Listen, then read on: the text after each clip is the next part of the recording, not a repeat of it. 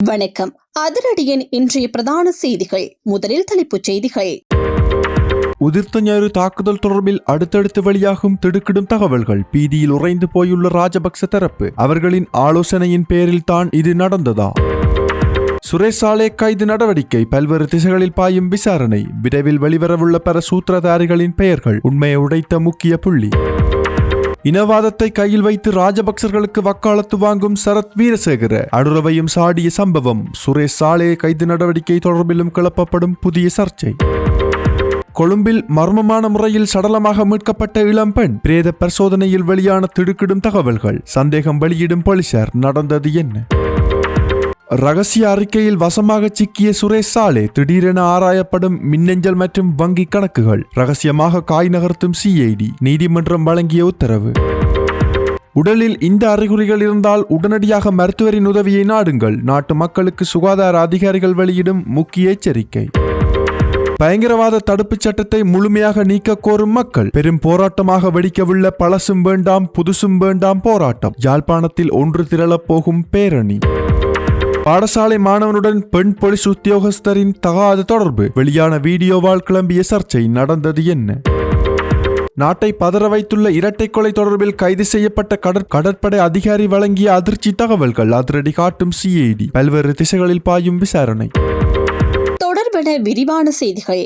விரிவான செய்திகளுக்கு செல்ல முன்னர் இது போன்ற செய்திகளை உடனுக்குடன் அறிந்து கொள்ள எமது அதிரடி சேனலை சப்ஸ்கிரைப் செய்து கொள்ளுங்கள். நாட்டில் இடம்பெற்ற உயிர்த்த ஞாயிறு தாக்குதல் முன்னாள் ஜனாதிபதி கோட்டாபய ராஜபக்சவை ஆட்சிக்கு கொண்டு வருவதற்காக முன்கூட்டியே திட்டமிட்டு உருவாக்கப்பட்டு ஒரு சதி திட்டம் இருந்திருக்கலாம் என்ற சந்தேகம் இன்று வரை நீடித்து வருவதாக தெரிவிக்கப்படுகின்றது.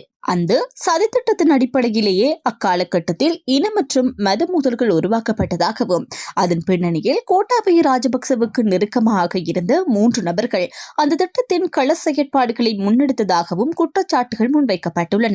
அவர்களில் ஒருவராக அக்காலத்தில் ராணுவ புலனாய்வு பிரிவில் பணியாற்றிய கபில ஹென்னானவிதாரன குறிப்பிடப்படுகின்றார். மற்றும் ஒருவராக கோட்டாபய ராஜபக்சவின் நெருங்கிய சகாவாக கருதப்படும் சுரேஷ் சாலே பெயரும் முன்வைக்கப்பட்டுள்ளது. மேலும் இந்த திட்டத்தின் கருத்தியல் வழிகாட்டியாக தன்னை தீவிரவாதம் தொடர்பான நிபுணர் என அறிமுகப்படுத்திக் கொள்ளும் கனடாவுக்கு செல்ல தடை செய்யப்பட்ட ரோகான் குணரத்னவும் இதில் தொடர்புடையவராக இருப்பதாக குற்றச்சாட்டுகள் எழுந்துள்ளன. இதனிடையே ஈஸ்டர் ஞாயிறு குண்டு தாக்குதல் தொடர்பான விசாரணைகளில் சுரேஷ் சாலே சாட்சி கூண்டில் அல்லாது குற்றவாளி கூண்டிலேயே நிறுத்தப்பட வேண்டும் என பல தரப்புகள் தொடர்ச்சியாக வலியுறுத்தி வருகின்றன.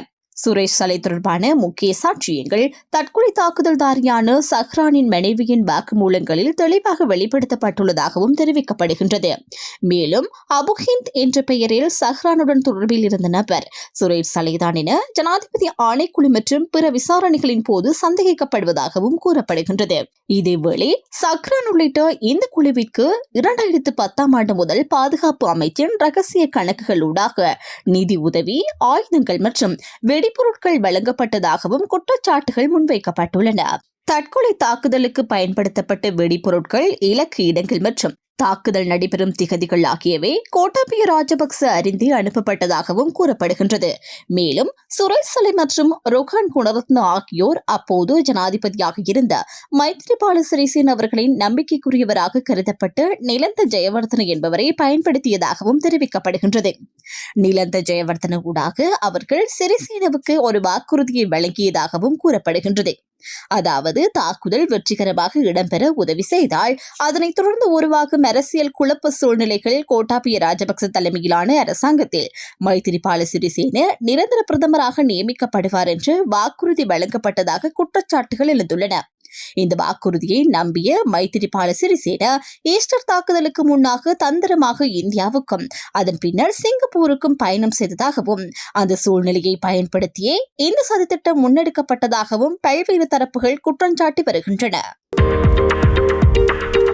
முன்னாள் அரசு புலனாய்வு பிரிவின் பிரதானியும் ஓய்வு பெற்று மேஜர் ஜெனரலுமான சுரேஷ் சாலே கைது செய்யப்பட்டதன் தொடர்ச்சியாக இன்னும் பல சூத்திரதாரிகளின் பெயர்கள் எதிர்காலத்தில் வெளிவரக்கூடும் என ஜனாதிபதி சட்டத்தரணியும் இலங்கை முஸ்லிம் காங்கிரஸ் நாடாளுமன்ற உறுப்பினருமான நிசாம் காரியப்பர் தெரிவித்துள்ளார். மேலும் கருத்து வெளியிட்ட அவர் ஈஸ்டர் குண்டு தாக்குதல் தொடர்பான உண்மை வெளிப்பட தொடங்கியுள்ள நிலையில் அதன் மூலம் அரசியல் லாபம் பெற்றவர்கள் தற்போது கடும் கவலையடைந்து சமூக வலைதளங்களில் தமது கருத்துக்களை வெளியிட்டு வருவதாகவும் சுட்டிக்காட்டினார்.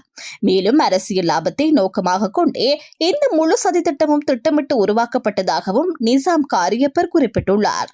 அதேபோன்று ராஜபக்ச குடும்பத்தை மீண்டும் ஆட்சிக்கு கொண்டு வருவதற்காக முன்னெடுக்கப்பட்ட அரசியல் நாடகமும் அஜந்தன் என்ற தமிழ் இளைஞனை முன்வைத்து தமிழீழ விடுதலை புலிகள் மீண்டும் உருவாகின்றனர் என கூறி குற்றச்சாட்டுகளை முன்வைத்த சம்பவங்களும் ஒன்றுக்கொன்று பொருந்தும் வகையில் அமைந்து வருவதாகவும் அவர் தெரிவித்துள்ளார்.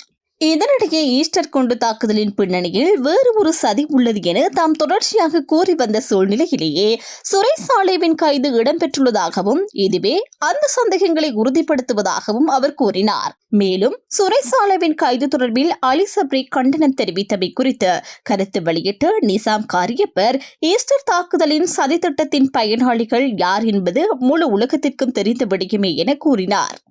அத்துடன் அந்த பயனாளிகள் அல்லது அவர்களுடன் தொடர்புடையவர்கள் சட்ட நடவடிக்கைகளுக்கு உட்படுத்தப்படும் போது அதற்கு எதிராக கண்டனம் தெரிவிப்பது வழக்கமான ஒன்று என்றும் அவர் குறிப்பிட்டுள்ளார்.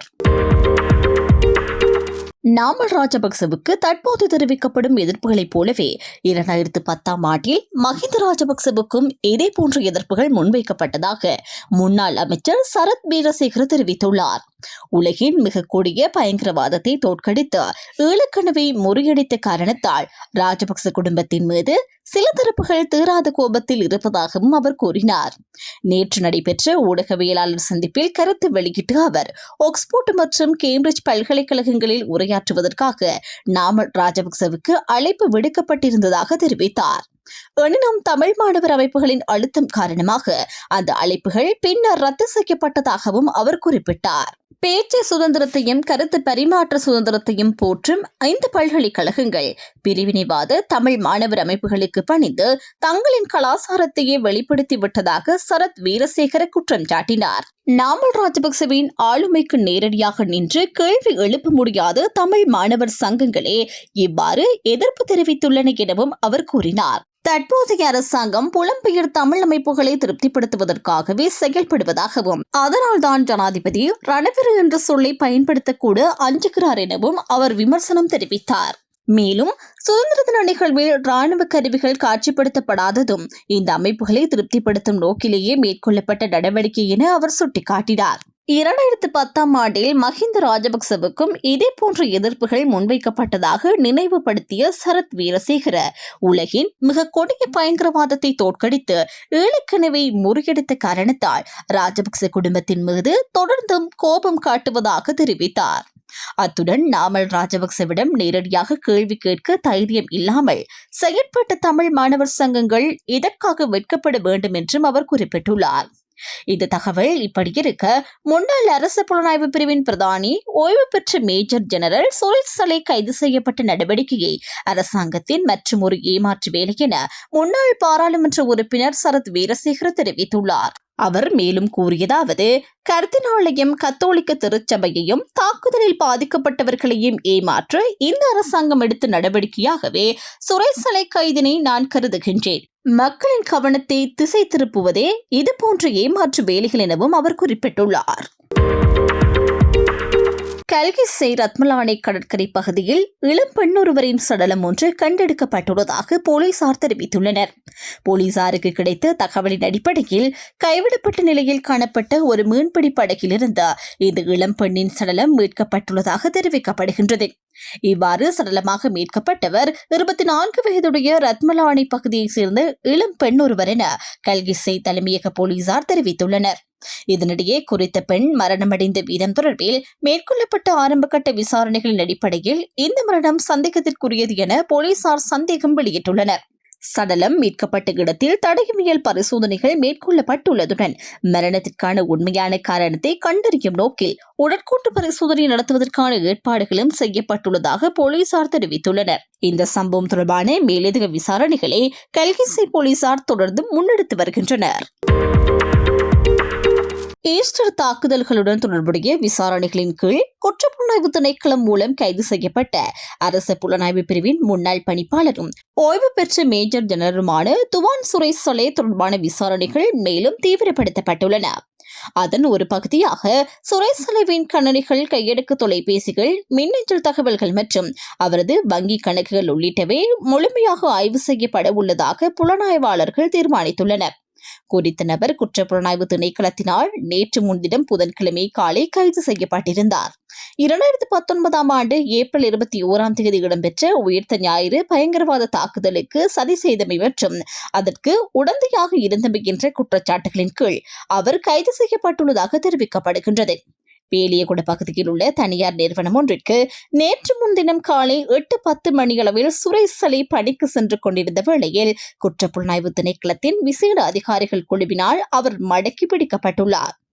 அதனைத் தொடர்ந்து கைது செய்யப்பட்ட சுரேஷ் சலேவை அதிகாரிகள் CID தலைமையகத்திற்கு அழைத்து சென்று பயங்கரவாத தடை சட்டத்தின் கீழ் 72 மணி நேர தடுப்பு காவல் உத்தரவை பெற்று விசாரணைகளை ஆரம்பித்துள்ளனர்.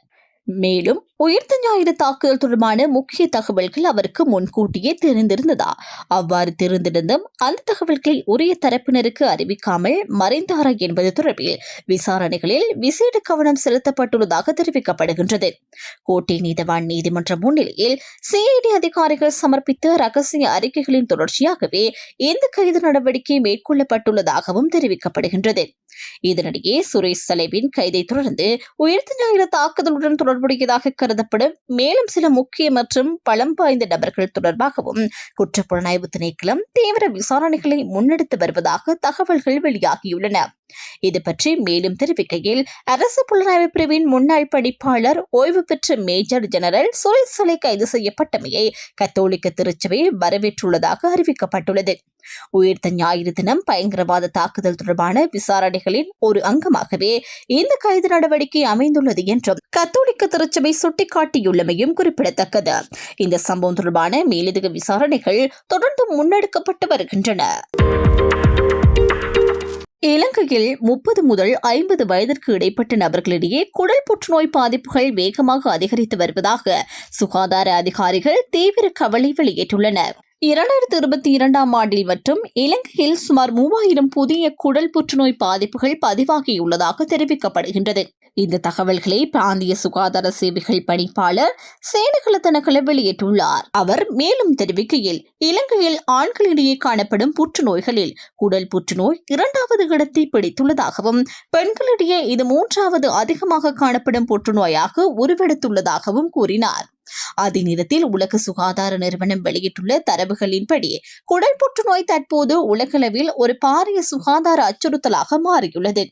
இதுவரை 50 வயதிற்கு மேற்பட்டவர்களுக்கே இந்த நோய் அதிகமாக ஏற்படும் என்ற நிலை இருந்து வந்தது. ஆனால் தற்போது இலங்கையில் 30 முதல் 50 வயதுக்குள் உள்ள இளம் வயதினரிடையே இந்த நோய் வேகமாக பரவி வருவது ஒரு தீவிரமான பொது சுகாதார பிரச்சனையாக பார்க்கப்படுகின்றது. உடலில் ஏற்படும் மாற்றங்கள் மற்றும் அறிகுறிகள் குறித்த தேசிய புற்றுநோய் கட்டுப்பாட்டு திட்டத்தின் விசேட நிபுணர் டாக்டர் அசர் அலி பெர்னாண்டோ கருத்து வெளியிட்டுள்ளார். அவர் கூறுகையில், நோயை ஆரம்ப கட்டத்திலேயே கண்டறிவது உயிரை காப்பாற்றுவதில் முக்கிய பங்கு வகிக்கும் என தெரிவித்துள்ளார். மேலும் உடலில் ஏற்படும் எந்த ஒரு மாற்றங்களோ அல்லது அறிகுறிகளோ தென்பட்டால் உடனடியாக மருத்துவ ஆலோசனையை பெறுவது அவசியம் என அவர் வலியுறுத்தியுள்ளார். பழசும் வேண்டாம் புதுசும் வேண்டாம் என்ற துணைப்பொருளின் கீழ் பயங்கரவாத தடை சட்டத்தை முழுமையாக நீக்க கோரி யாழ்ப்பாணம் நகரில் மாபெரும் போராட்டம் ஒன்று முன்னெடுக்கப்பட உள்ளதாக அறிவிக்கப்பட்டுள்ளது. இந்த போராட்டம் நாளை சனிக்கிழமை நடைபெற உள்ள நிலையில் அன்றைய தினம் காலை யாழ் பொது நூலகம் முன்பாக ஆரம்பமாக உள்ளது. அங்கிருந்து பேரணியாக செல்லும் போராட்டக்காரர்கள் வடக்கு மாகாண ஆளுநர் அலுவலகம் சென்றடைந்து தமது கோரிக்கைகளை முன்வைக்க உள்ளதாக தெரிவிக்கப்பட்டுள்ளது. இந்த நிலையில் யாழ் ஊடக அமையத்தில் நடைபெற்ற ஊடகவியலாளர் சந்திப்பின் போது தாயக செயலணியின் பிரதிநிதிகள் இந்த போராட்டம் தொடர்பான முழுமையான விவரங்களை வெளியிட்டனர். அதன்போது கட்சி பேதங்களை தாண்டி அரசியல் கட்சிகள், சிவில் அமைப்புகள் மற்றும் பொதுமக்கள் என அனைத்து தரப்பினரும் இந்த போராட்டத்தின் கைகோர்க்க வேண்டும் என அவர்கள் அழைப்பு விடுத்தனர். ஊடக சந்திப்பில் மேலும் கருத்து வெளியிட்ட பிரதிநிதிகள், தற்போது நடைமுறையில் உள்ள பயங்கரவாத தடை சட்டத்தினால் தமிழ் மக்கள் நீண்ட காலமாக பல்வேறு இன்னல்களையும் துன்பங்களையும் சந்தித்து வருவதாக சுட்டிக்காட்டினார். மேலும் இந்த சட்டத்தை நீக்குவதாக வாக்குறுதி அளித்தே தற்போதைய அரசாங்கம் ஆட்சிக்கு வந்ததாகவும், ஆனால் பழைய சட்டத்தை முழுமையாக நீக்குவதற்கு பதிலாக அதற்கு மாற்றாக புதியதொரு சட்டத்தை கொண்டுவர அரசு முயற்சி செய்து வருவதாகவும் அவர்கள் குற்றம் சாட்டினர். இதனைத் தொடர்ந்து அவர்கள் தெரிவித்ததாவது, எம்மை பொறுத்தவரை இந்த சட்டம் பழையதா அல்லது புதியதா, இதன் வடிவம் எதுவாக இருந்தாலும் மக்களை பாதிக்கும் இத்தகைய கொடிய சட்டங்கள் முற்றாக ஒழிக்கப்பட வேண்டும் என்பதே எமது தெளிவான நிலைப்பாடு என வலியுறுத்தினர். அரசின் புதிய சட்ட முயற்சியை கண்டித்தும் நீதியை வலியுறுத்தியுமே இந்த போராட்டம் ஏற்பாடு செய்யப்பட்டுள்ளது எனவும் அவர்கள் சுட்டிக்காட்டியுள்ளனர். கல்கிச போலீஸ் நிலையத்துடன் இணைக்கப்பட்ட பெண் போலீஸ் உத்தியோகஸ்தர் ஒருவருக்கும் 14 வயதுடைய பாடசாலை மாணவன் ஒருவருக்கும் இடையில் காதல் தொடர்பு நிலவியதாக கூறப்படும் சம்பவம் தொடர்பில் விசேட போலீஸ் விசாரணைகள் ஆரம்பிக்கப்பட்டுள்ளன. குறித்த பெண் போலீஸ் உத்தியோகஸ்தர் கல்கிசை போலீஸ் நிலையத்திற்கு இணைக்கப்படுவதற்கு முன்னர் அங்குள்ள போலீஸ் நிலையத்தில் பணியாற்றி வந்ததாக தெரிவிக்கப்படுகின்றது. மேலும் மொரட்டுவை போலீஸ் குடியிருப்பில் தங்கியிருந்த காலப்பகுதியில் குறித்த பாடசாலை மாணவருடன் காதல் தொடர்பை ஏற்படுத்தி கொண்டதாக தகவல்கள் வெளியாகியுள்ளன. இந்த காதல் தொடர்பு மற்றும் அவரது நடத்தை குறித்து சந்தேகங்கள் எழுந்ததை அடுத்து சில வாரங்களுக்கு முன்னர் அந்த பெண் போலீஸ் உத்தியோகஸ்தர் கல்கிச போலீஸ் நிலையத்திற்கு இடமாற்றம் செய்யப்பட்டுள்ளதாக கூறப்படுகின்றது. இதனிடையே திருமணமானவரான அந்த பெண் போலீஸ் உத்தியோகஸ்தருக்கும் 14 வயதுடைய மாணவருக்கும் இடையிலான காதல் தொடர்பு ஒரு வீடியோ காட்சியின் மூலம் வெளிச்சத்திற்கு வந்துள்ளதாக தெரிவிக்கப்படுகின்றது. இந்த சம்பவம் தொடர்பில் போலீஸ் சிறுவர் மற்றும் மகளிர் பணியகம் தற்போது விசாரணைகளை மேற்கொண்டு வருவதாக போலீஸ் ஊடக பேச்சாளரும் உதவி போலீஸ் அத்தியட்சகருமான FW வுட்லர் தெரிவித்துள்ளார். அக்குறைகுட வழக்கறிஞர் கயன் புத்திக்க மல்வராஜ் மற்றும் அவரது மனைவி நிசான் சாலா ஆகியோரை சுட்டுக் கொன்ற சம்பவத்தில் 2வது துப்பாக்கிச்சூடு நடத்தியவர் என சந்தேகிக்கப்படும் முன்னாள் கடற்படை வீரர் தென்மாகாணத்தில் கிட்டத்தட்ட 20 கொலைகளுடன் தொடர்புடையவர் என முனராகலை தலைமையக காவல்துறை தெரிவித்துள்ளது. முன்னாள் கடற்படை வீரருடன் மறைந்திருந்த மேலும் 2 சந்தேகத்திற்குரிய பாதாள உலக கும்பல் உறுப்பினர்களையும் காவல்துறையினர் கைது செய்துள்ளனர். தென் மாகாணத்தில் சக்தி வாய்ந்த பாதாள உலக கும்பல் தலைவராக கருதப்படும் கரந்தனி சுத்தாவுக்கு முக்கிய துப்பாக்கிச்சூடு நடத்தியவர் இந்த முன்னாள் கடற்படை வீரர் என்பதாகவும் தற்போது துபாய்க்கு தப்பிச் செல்ல முயன்றதாகவும் தெரிய வந்துள்ளது. ஒரு மூத்த காவல்துறை அதிகாரியின் கூற்றுப்படி சந்தேகத்திற்குரிய முன்னாள் கடற்படை வீரர் கடந்த சில ஆண்டுகளில் தென் மாகாணத்தில் 14 துப்பாக்கிச்சூடு சம்பவங்களில் ஈடுபட்டுள்ளார். சில சம்பவங்களில் ஒரே நேரத்தில் 2 அல்லது 3 பேர் உயிரிழந்துள்ளனர். கொலை சம்பவத்தில் முதலில் துப்பாக்கிச்சூடு நடத்தியதாக சந்தேகிக்கப்படும் முன்னாள் கடற்படை வீரர் சில நாட்களுக்கு முன்பு ஹோமாகம பிரிவு குற்றப்புலனாய்வு பிரிவு மூலம் கைது செய்யப்பட்டார். சந்தேகத்திற்குரிய முன்னாள் கடற்படை வீரர் காவல்துறையிடம் தன்னை சார்ந்த கொலைகளில் பலரின் பெயர்கள் தெரியவில்லை என்றும் கரந்தனிய சொத்தா கொடுத்த கொலை ஒப்பந்தங்களை எந்த தயக்கமும் இல்லாமல் நிறைவேற்றியதாகவும் தெரிவித்துள்ளார். விசாரணைகளில் தெரிய வந்ததாவது, கரந்தனி சுத்தா இந்த கொலைகளுக்காக லட்சக்கணக்கான ரூபாய்கள் வழங்கியதாகவும், குறிப்பாக வழக்கறிஞரையும் அவரது மனைவியையும் கொல்லும் ஒப்பந்தத்திற்காக 2 லட்சம் ரூபாய் வழங்கியதாகவும் கூறினார். கைது செய்யப்பட்ட 3 பாதாள உலக கும்பல் உறுப்பினர்களுக்கும் நேற்று அதிகாலை மொனராகலையிலிருந்து மன்னாருக்கு படகு மூலம் மீனவர்கள் போல் மாறிவிட்டு இந்தியாவுக்கு தப்பிச் செல்ல திட்டமிட்டிருந்ததாகவும் தெரிய வந்துள்ளது. இந்தியாவுக்கு சென்ற பிறகு அங்கிருந்து துபாய் செல்லும் திட்டமும் இருந்தது. சந்தேகத்திற்குரிய முன்னாள் கடற்படை வீரர் வேறொரு பெயரில் தோன்றியிருந்தார். இதற்காக போலி தேசிய அடையாள அட்டையும் காவல்துறை கைப்பற்றியுள்ளது.